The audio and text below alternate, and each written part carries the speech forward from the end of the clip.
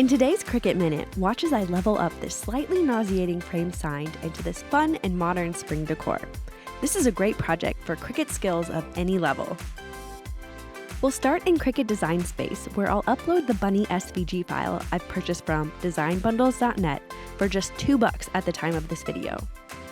In the background, you can see I've created a light gray template which is set to the frame's interior dimensions. This is super helpful to scale the bunny so I know it will fit inside the frame just to my liking.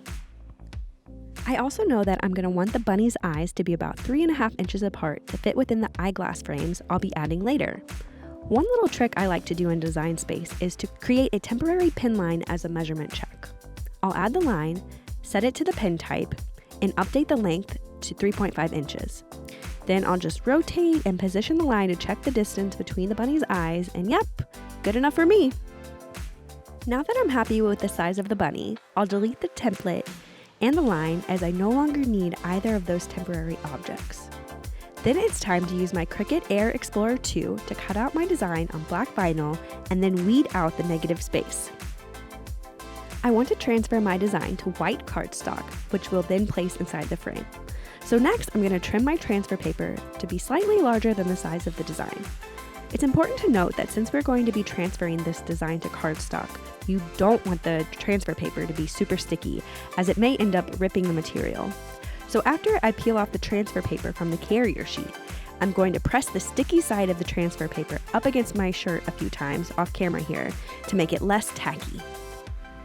Okay, now I'll place the transfer paper on top of my design and burnish to make sure that the vinyl will take to the transfer paper. Here's the white cardstock I'll be transferring my design to, which has already been cut down to fit within the frame. Trying to get my design as centered as possible on the cardstock, I'll bend the design in half to place the center of the bunny onto the cardstock first, then work my way out. Burnish over the design, then carefully lift off your transfer paper. Now to prep the frame for the cardstock placement, I'm going to use this rolling crafter's tape and just lay down strips of this right over the top of the current design. I'll go along the perimeter and make an X through the middle of the frame just for good measure. If you're looking for signs to upcycle, I definitely recommend checking out your local thrift store or the clearance section of your favorite craft store. Now I'm ready to place the pre-cut cardstock with our cute bunny right into the frame. The last step is to give this bunny some character by adding a pair of glasses.